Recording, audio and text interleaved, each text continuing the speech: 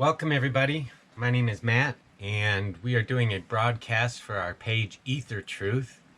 It is August 26th, 2019, and Ether Truth is a page that I created several years ago, and the page is dedicated to discovering truth about the ether. And when I say ether, I describe ether as the air and everything in the air around us. The page is facebook.com/etherspace. That's facebook.com/AETHERSPACE. Go to Facebook and like the page. We'll be doing live broadcasts for Facebook, and we will also be uploading to YouTube. So look forward to seeing us out there. Today, we're going to discuss the other mind. And this is a subject that I've been wondering whether or not I should tackle. And the reason is because there is a certain amount of you that will label this as crazy talk. And I don't want it to be labeled as crazy talk. That there's things around us that are alive, and even in the ether. That's why I call it Ether Truth. There's so much activity going on in the ether. The radio waves are carried over the ether. Thought waves are carried over the ether. And the ether is really an undiscovered truth in our world as we know it. So having these discussions is the beginning of this quest for knowledge and truth. So welcome, and thanks for joining me as we embark upon this journey.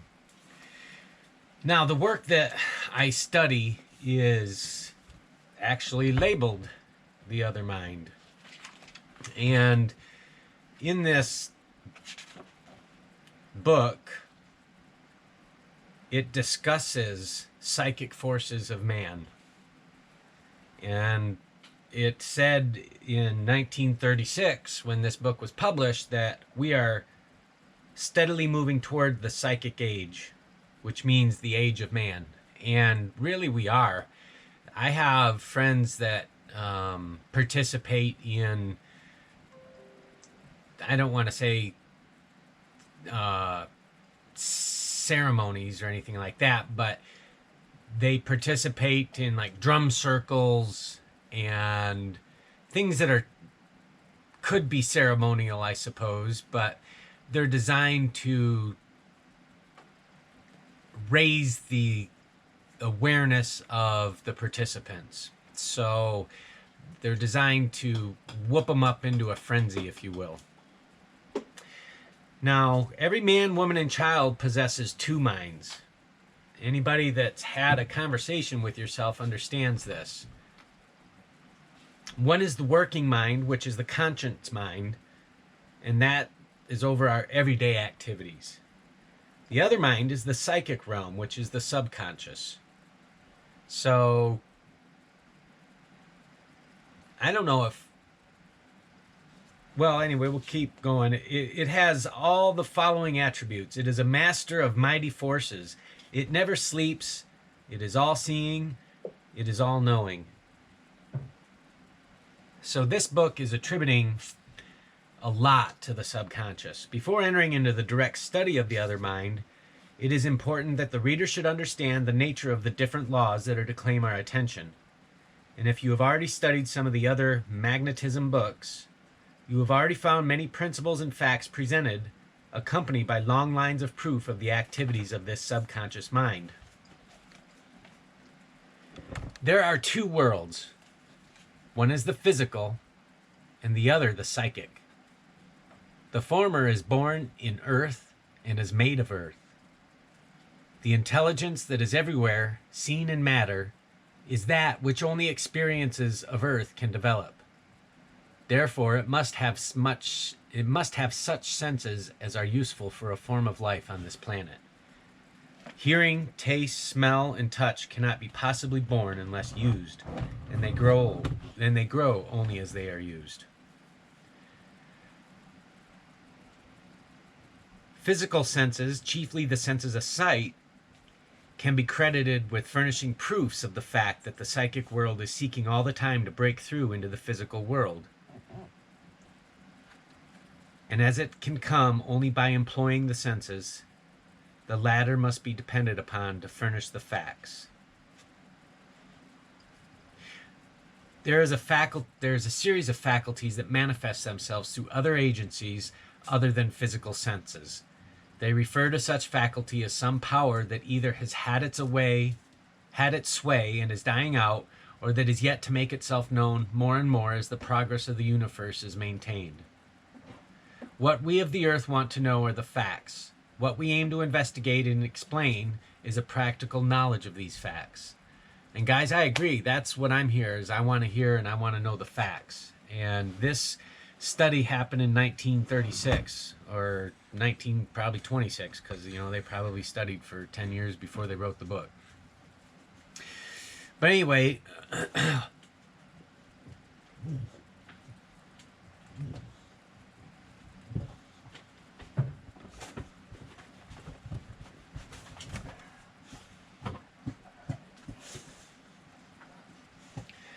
what we intend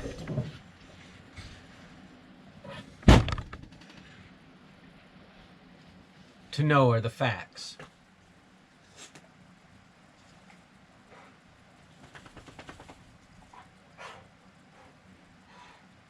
Enough will be made clear to show beyond all doubt that there is a psychic world.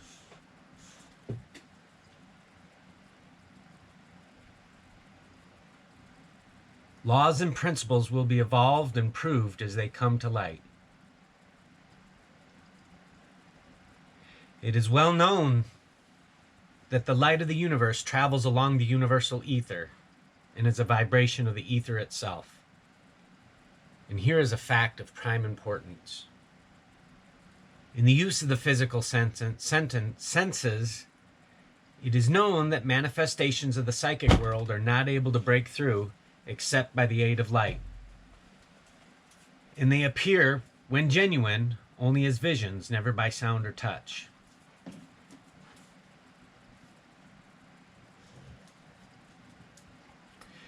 So, in the use of the physical senses, it is known that manifestations of the psychic world are not able to break through except by the aid of light, and they appear, when genuine, only as visions, never by sound or touch. So, there's a little kernel of knowledge for you there. Manifestations of the psychic world are not able to break through except by the aid of light, and they appear, when genuine, only as visions, never by sound or touch. This confirms the law that the psychic is ethereal, and that light is the connecting link between the two worlds of the physical and the psychic. And there's a lot to be said for light. When you study quantum physics,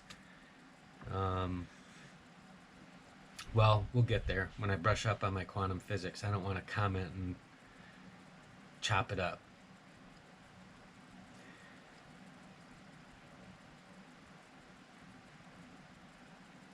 Now, this book says it has been established absolutely that there is such a power as telepathy.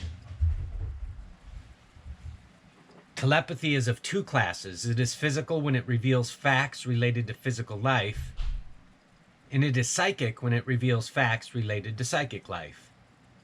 Both kinds of telepathy can be cultivated, but not easily.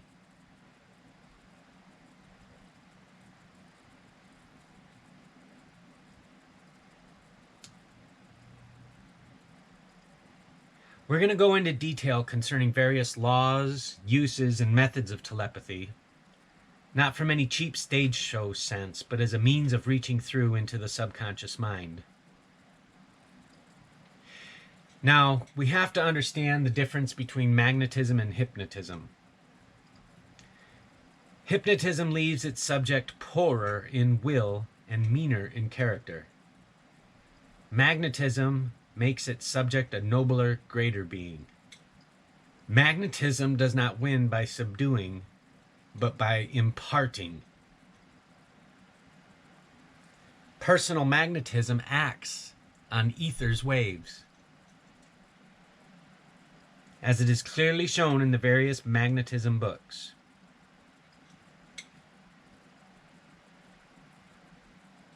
But it acts on physical life, and for the purpose of helping such existence.